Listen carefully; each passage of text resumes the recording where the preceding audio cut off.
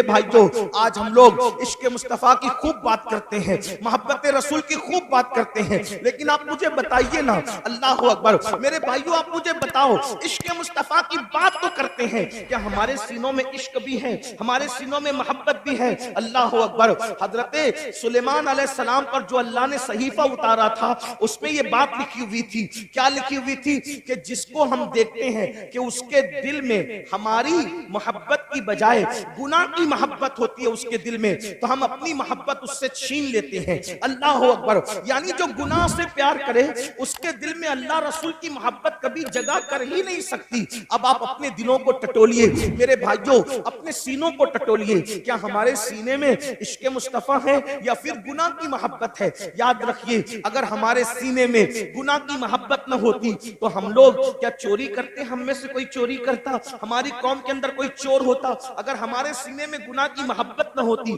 تو کیا ہماری قوم کے اندر کوئی زانی ہوتا، کوئی شرابی ہوتا، کوئی تاش کے پتے کھیلنے والا ہوتا، کوئی ماں کی نافرمانی کرنے والا ہوتا، کوئی ماں کے خلاف باتیں کرنے والا ہوتا، کوئی باپ کے خلاف باتیں کرنے والا ہوتا؟ دیکھو آج کے نوجوان عشق مصطفیٰ کی بات بھی کرتے ہیں. جب میرے جوان کہتے ہیں اللہ اکبر غلامی رسول میں موت بھی قبول ہے، ہم کہتے ہیں میرے بھائی ابھی موت کی اور مرنے کی ضرورت نہیں ہے، نبی کی غلامی میں ابھی مرنے کی ضرورت نہیں ہے، ابھی نبی کی غلامی میں صرف زندگی گزار دو، یہ بڑی بات ہے. آپ مجھے بتائیں جو قوم نبی کی غلامی میں زندہ نہیں رہ سکتی وہ قوم نبی کی غلامی میں موت کیا قبول کر سکتی ہے؟ میرے بھائی داڑھی رکھنے تو تجھے شرم آتی ہے، اور کرتا پاجامہ پہننے تو تجھے شرم آتی ہے، اور ٹوپی پہننے تو تجھے شرم آتی ہے، مسجد میں جانے کو تو تیرا دل نہیں چاہتا، تو جو نبی کے عشق میں نبی کی محبت میں زندگی نہیں گزار سکتا وہ نبی کی محبت میں مر کیا سکتا ہے؟ نعرے لگا کر کے خود پریشان نہ ہو، دوسروں کو پریشان نہ کرو.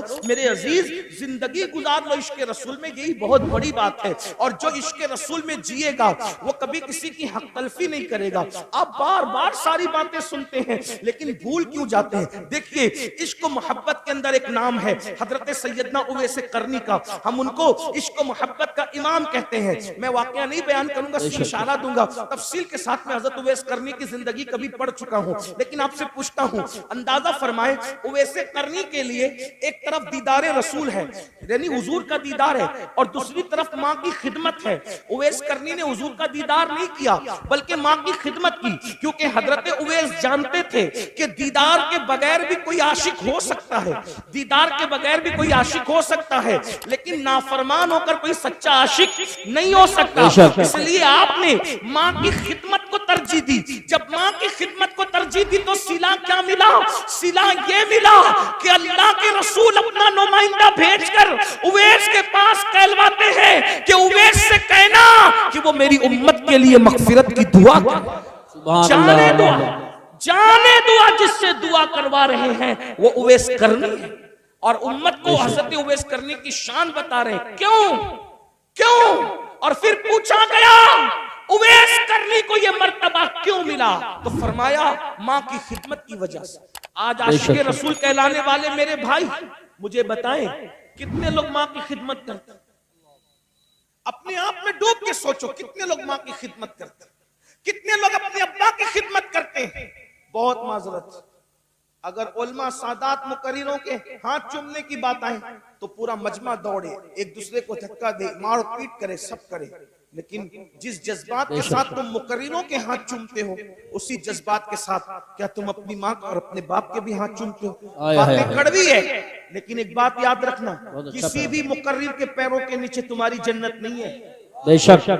کتنا بھی بڑا مقرر ہو، کتنا بھی بڑا مقرر ہو، کتنے بھی بڑے ٹائٹل کے ساتھ ہے، کتنا بھی کامیاب مقرر ہو، کتنا بھی بڑا پیر صاحب، کتنا بھی بڑا عالم صاحب، کتنا بھی بڑا خطیب، کتنا بھی بڑا ادیب، بتاؤ کیا حدیث ہے ان کے لیے کہ ان کے پیروں کے نیچے تمہاری جنت ہے؟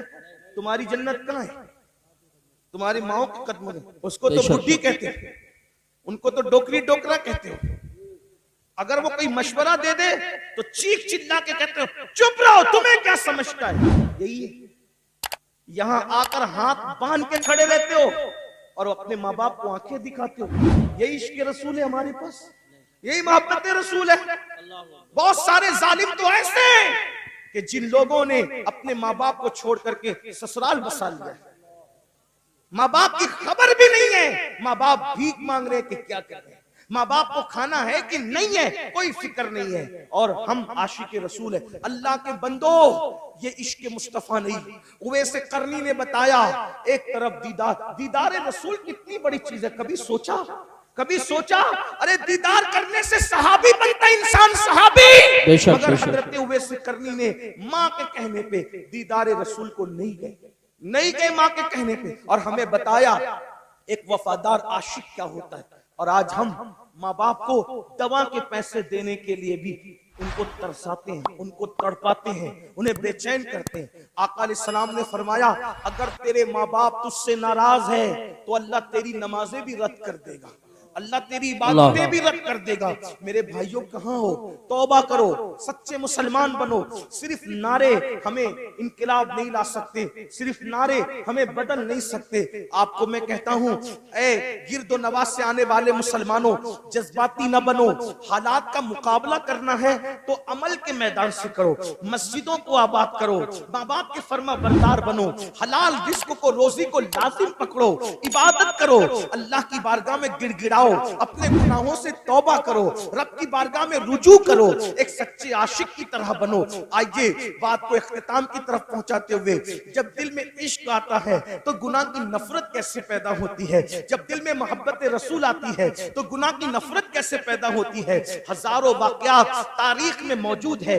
दुनिया हमें इश्क रसूल की तरफ क्यों आने नहीं देना चाहती? इसलिए कि दुनिया जानती है जिस दिन ये आशिक बनेगा उस दिन ये हर गुनाह से छुटकारा पाएगा, उस दिन ये हर गुनाह से अपने आप को दूर कर लेगा, उस दिन ये हर बुराई से अपने आप को दूर कर लेगा। अल्लाह अकबर। आशिक बनेगा तो उसको पता चलेगा नमाज में मेरे महबूब की आंखों की ठंडक है, तो वो नमाज भी पढ़ेगा। हराम खाऊंगा, हुजूर के दिल को तकलीफ पहुंचेगी तो वो हराम से भी बाज रहेगा। अल्लाह अकबर। झूठ बोलूंगा तो हुजूर के दिल को तकलीफ पहुंचेगी, वो झूठ से भी बाज रहेगा। आइए जो तारीख का बड़ा खूबसूरत सा वाकया है वो पेश करके अपनी बात पूरी कर लूं। किस तरीके से बदलता है आशिक, बस इश्क पैदा हो जाए, किस तरह से तब्दील होता है, किस तरह से उसकी जिंदगी में इनकलाब आता है, किस तरह से उसकी जिंदगी बदलती है। अल्लाह अकबर। कहते हैं मक्कतुल मुकर्रमा में एक जवान था, उस जवान को दुनिया फुजाला के नाम से पुकारती थी। फुजाला नाम का वो जवान,